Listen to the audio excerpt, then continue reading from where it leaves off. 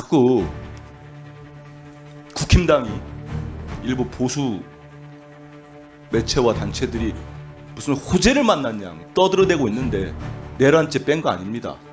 내란행위 심판합니다. 제가 알아듣기 쉽게 예를 하나 들어드릴게요. 비상계엄을 한다고 불렀으면 가서 뭔 얘기했을 것 같습니까? 그때는 야당과 아무 소통이 없었으니까 반대했다고 얘기했겠습니까? 그 얘기했었을 것 같아요. 말씀해 보세요. 질문이 쏙 적절하다는 생각이 안 듭니다. 제가 잠깐만요. 대답할 필요는 그 시간 좀 없습니다. 멈춰 주십시오. 질문이 적절하고 안 적절한 거를 장관이 판단합니까? 우리 그러면 국민이 판단하지요. 좀 기다려 보세요. 소리 지르지 마세요. 오지간 소리가 소리를 지를 권리가 없어요. 무슨 권리로 소리를 지릅니까? 서울 강북을 국회의원 한민수입니다. 저는 요즘 내란 수계의 윤석열 씨 행태를 보면은 참 구질구질하다는 표현 자체가 아깝다는 생각이 들 정도입니다. 냉정하게 한번 보시죠. 일전에 제가 말씀드렸습니다만 왜 저런 행태를 보이고 있겠습니까? 법적, 정치적 책임을 회피하지 않겠다. 대국민 담화를 한 분이 수사에 응하지 않고 이번엔 체포영장을 응하지 않기 위해서 관저에 숨어 있습니다. 그 일선 경호관을 비롯한 공무원들이 무슨 죄를 지었습니까? 대통령 하나 잘못 뽑아가지고 범죄자가 되게 생겼습니다. 자손 대대로 내란에 동조했다는 오명을 쓰게 생겼어요. 저런 사람이 우리 대한민국의 대통령이었다는 게 참담하지 않습니까? 이유는 딱 하나예요. 시간을 끌어보겠다. 버티면 뭔 수가 나오겠지. 뭔 수가 나옵니까? 우리 국민들이 두 눈 뜨고 지켜보고 있는데.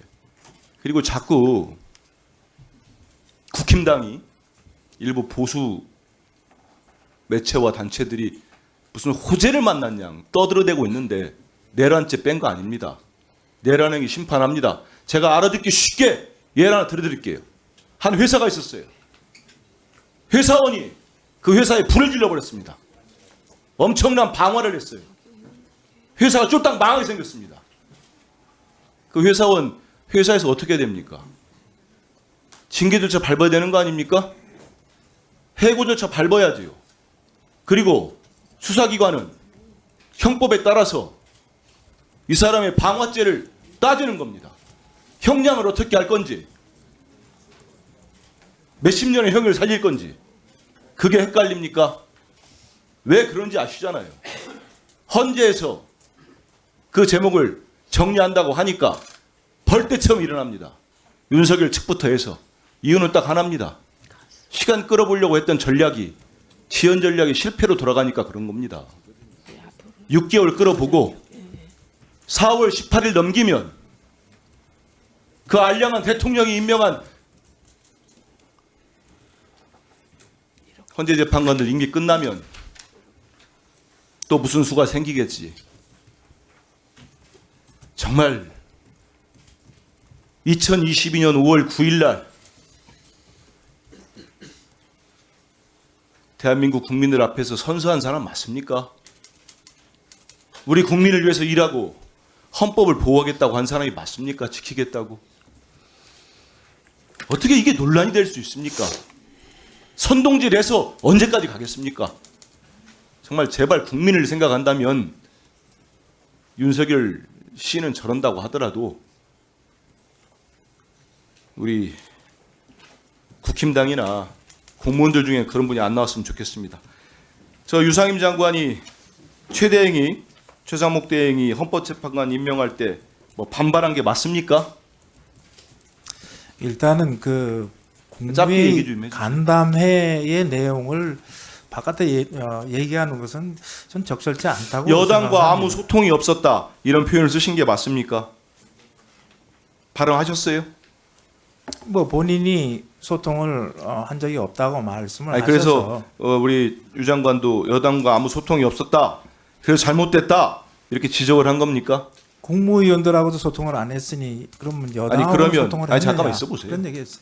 그러면 헌법재판관 3인에 대한 임명이 이게 여당과 상의를 할 소통을 할 문제로 유 장관은 판단을 합니까? 아니요, 당정은 당연히 소통을 해야 되는 거 아닙니까? 그 아니 중요한 이 절차도 시점에서 모르고 계세요?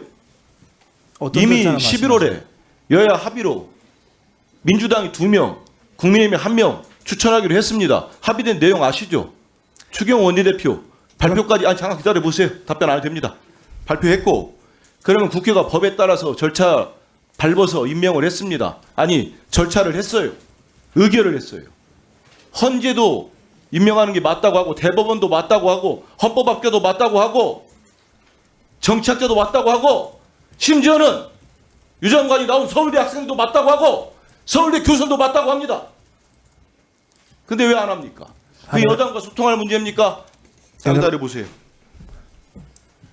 그러면 12월 3일 날 유연적인 위법적인 계엄 선포됐을 때는 뭐 부르지 않았으니까 안 갔다고 합니다.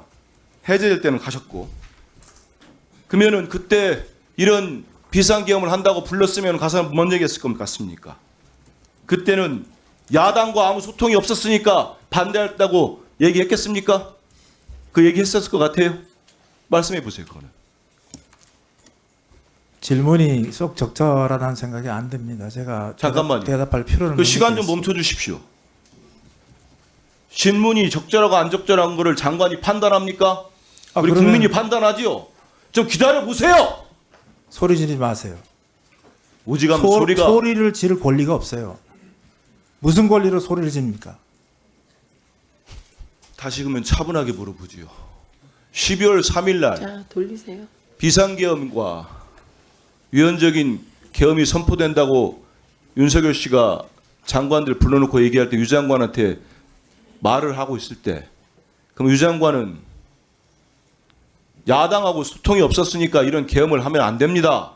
이렇게 얘기할 자신 있었습니까? 하면 돌이켜보면 불렀으면은 그 얘기를 했었을 것 같습니까? 이게 부적절한 질입니까?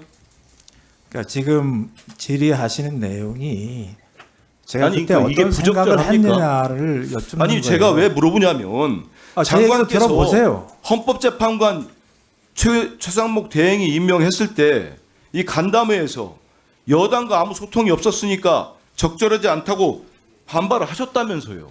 이 같은 논리라면은 내가 물어볼 수 있는 거 아닙니까? 제가 얘기를 할 기회를 주셔야죠. 얘기해 보세요. 그거를 뭐 반발이라면 반발이고 제 의사 표현이잖아요. 그걸 그러니까 반발이라고 얘기하세요. 그러니까 비상계엄 때도 똑같은 얘기를 했었을 것 같냐고 묻는 거 아닙니까?